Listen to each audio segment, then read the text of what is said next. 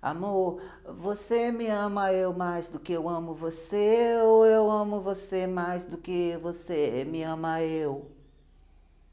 Nesse vídeo você vai aprender uma saída infalível para situações constrangedoras desse tipo. E de quebra ainda vai aprender o que são grandezas físicas. Segura aí, é depois da vinheta, é rapidinho.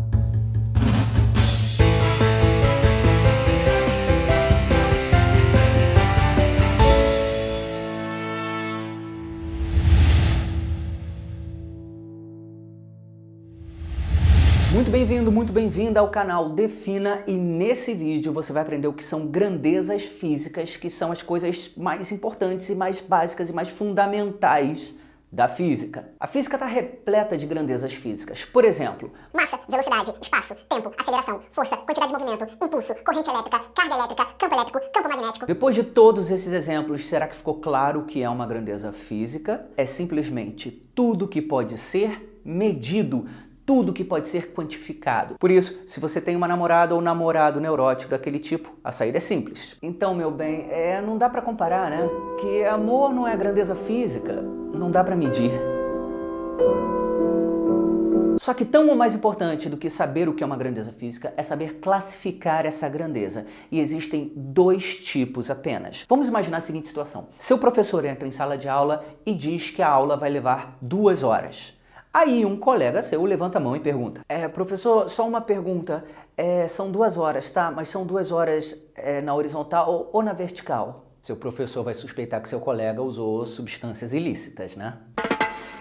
Aí, só para não deixar seu colega no vácuo, o professor responde: na horizontal. Só que, não satisfeito, seu colega levanta mais uma vez a mão e pergunta: professor, tá, é na horizontal, mas é na horizontal para a direita ou na horizontal para a esquerda? Nesse momento, seu professor vai ter certeza de que seu colega usou. Essas perguntas do seu colega não cabem, não têm nexo. Mas vamos supor que, tendo usado substâncias ilícitas, esse colega se levanta, vai até a janela e diz estar vendo um disco voador, pilotado por um duende. Aí o seu professor, que não está vendo o disco voador, pergunta para ele: esse disco voador está voando com que velocidade? Uns 100 km por hora. Entendi, 100 km por hora. E na horizontal ou na vertical? Na horizontal. Entendi, na horizontal. E para a direita ou para a esquerda? Para a esquerda. Definitivamente para a esquerda. Bom, nesse caso, as perguntas do seu professor cabem, as perguntas do seu professor têm nexo. Bom, nessa historinha nós temos duas grandezas físicas sendo representadas.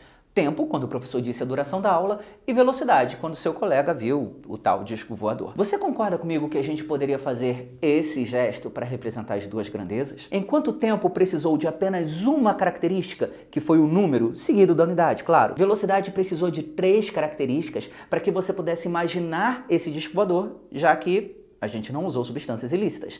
Precisou do número com a unidade, 100 km por hora, precisou de uma informação a respeito da reta que servia de suporte, no caso foi horizontal, e precisou de uma resposta a respeito da orientação, para onde ela estava apontada. Nesse caso, foi para a esquerda. Quando uma grandeza precisa de apenas uma informação para ser definida, para ser representada, ela é chamada de grandeza escalar. Aliás, a palavra escalar é sinônima de número, ou seja, uma grandeza escalar quando ela precisa apenas de um número para ser representada. E isso basta. O número seguido da unidade, claro, mas apenas isso basta. Além de tempo, nós temos outros exemplos. Massa, por exemplo. Se eu disser para vocês que eu tenho 80 quilos, ninguém vai me perguntar se eu tenho 80 quilos em pé ou deitado. Já quando uma grandeza precisa de 3 informações para que você possa compreendê-la totalmente, essa grandeza é chamada de grandeza vetorial. Quais são essas 3 características? A primeira é a mesma da grandeza escalar, é o módulo, é o número seguido de uma unidade. A segunda se chama direção. E o que é a direção? Qual é a definição da direção de uma grandeza vetorial? É a reta que serve de suporte para ela. E retas não apontam para lugar nenhum. Por exemplo, o trilho de um trem. Quando você olha para o trilho de um trem, ele não te diz se o trem foi para um lado ou para o outro. Ele não aponta para que lado o trem foi. O trilho do trem representa a direção, a reta suporte do movimento do trem. Outro exemplo, um poço de elevador. Quando você olha para um poço de elevador, você só consegue imaginar que é naquela reta que ele está se movendo. O poço de elevador não diz para você se ele subiu ou desceu. O poço do elevador representa a direção do movimento do elevador. Terceira característica é o sentido, e esse sim é o responsável por apontar. Então, se você está olhando para um trilho de trem, uma pessoa chega do seu lado e diz: "E hoje cedo eu tive aqui e vi que o trem foi para lá", ela acabou de te informar qual é o sentido do movimento do trem. Se você está olhando para o poço de elevador, chega uma pessoa do seu lado e diz: "E um pouco mais cedo eu vi que o elevador estava subindo", ele acabou de dizer para você qual é o sentido do movimento do elevador. Portanto, de vez em quando a gente ouve boletim de trânsito na rádio e às vezes eles cometem um errinho bem feio. Eles dizem, por exemplo, a Avenida Presidente Vargas encontra-se congestionada na direção do centro. Errou feio, errou rude. Isso está errado.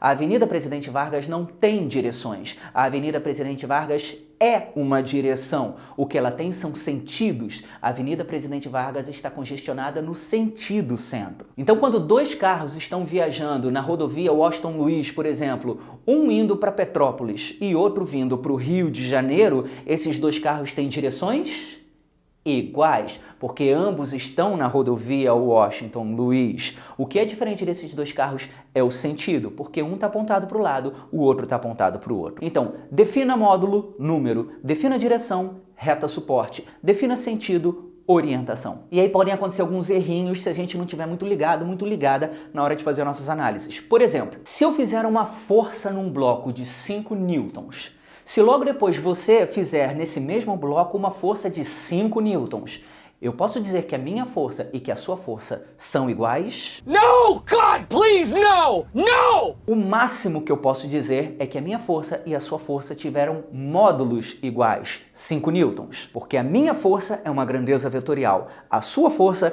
é uma grandeza vetorial. Eu só posso dizer que uma grandeza vetorial é igual a outra grandeza vetorial quando elas são iguais em módulo, em direção e em sentido, quando elas são iguais nas 3 características. Então, se um carro está viajando na rodovia Washington Luiz para Petrópolis a 80 km por hora, e se um carro está viajando na rodovia Washington Luiz para o Rio de Janeiro a 80 km por hora, tá certo dizer que eles têm mesma velocidade? Não. Eles têm velocidades de módulos iguais, 80 e 80. Eles têm velocidades de direções iguais, porque os dois estão na rodovia Washington Luiz, mas os sentidos são diferentes, porque um está indo para Petrópolis, o outro está indo para o Rio de Janeiro.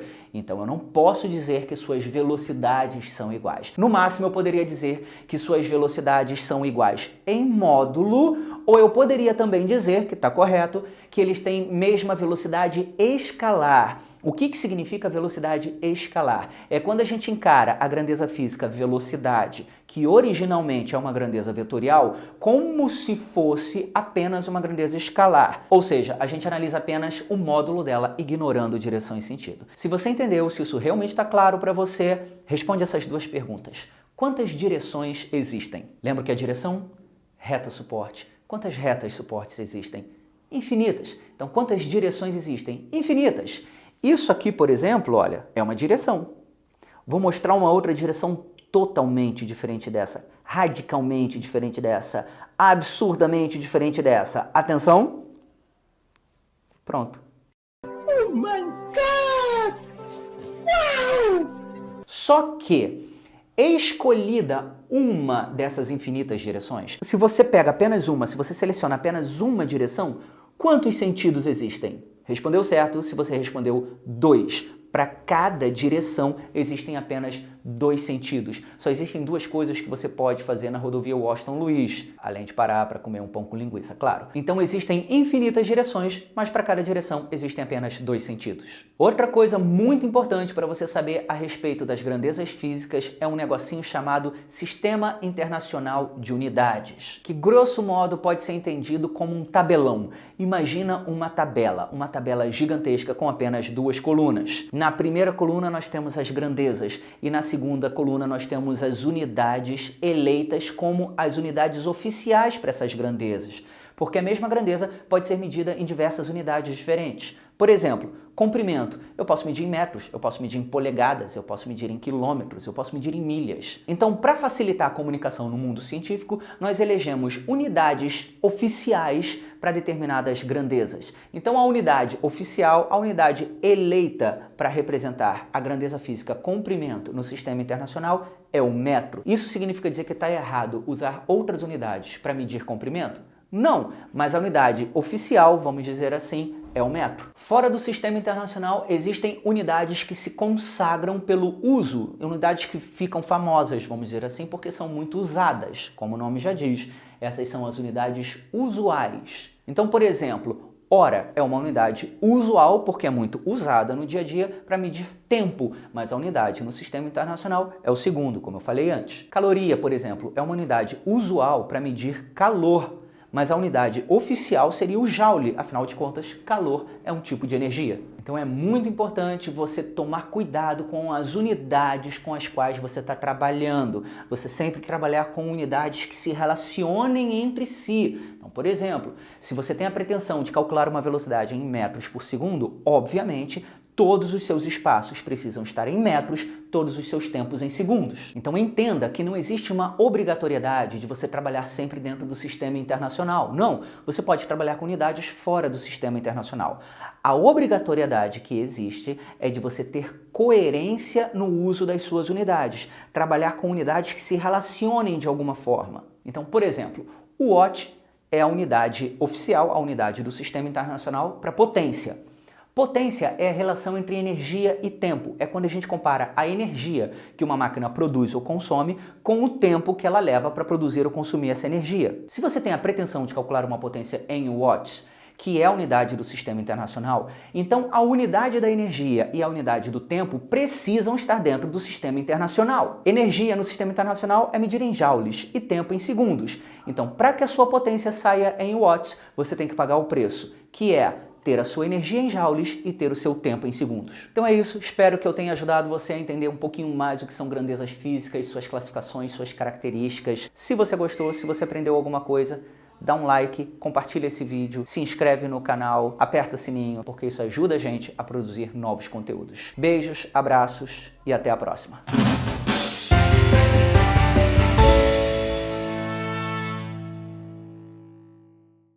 Cara, isso é realmente necessário?